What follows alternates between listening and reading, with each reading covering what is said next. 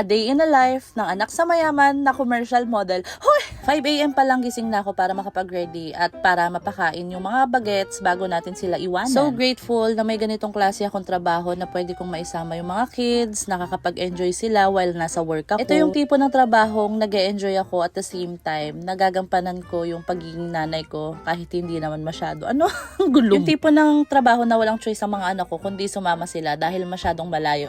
Fast forward, 8 AM pa lang iniwan ko na yung mga kids sa hotel. Nandito tayo ngayon sa production office. Dito namin ginagawa yung fitting, look test, at saka magkakaroon din kami dito ng workshop. Bali, ang commercial na gagawin natin ay Nestea. Akala ko dati yung commercial sobrang dali lang niyang gawin. Sobrang hirap pala kasi ang daming prosesong ginagawa kagaya ng look test, fitting, at saka yung workshop. Hindi siya madali. Marami talagang proseso, mabusisi. Ito naman yung mga kasama ko sa commercial, si Lottie, si Ken, at saka si Daddy Ron. After ko sa production office, nandito na ako ulit sa hotel. Nakabalik ako 4:30. So, 8 AM ako umalis. Anong oras na? Nag-ready na ako ulit dahil aalis na naman ako.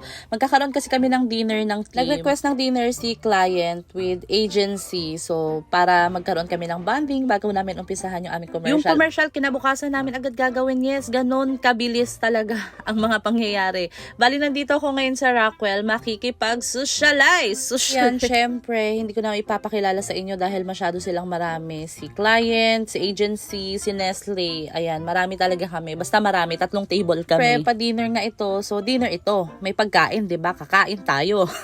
So, ayan ang aking in-order. Magpapanggap tayo na medyo healthy salad at saka steak. Pinag-steak nila ako kasi mahihirapan ako tomorrow. Almost 3 hours din inabot yung dinner namin. Maaga kami umuwi kasi call time for shooting tomorrow ay 4 AM. Yun lang.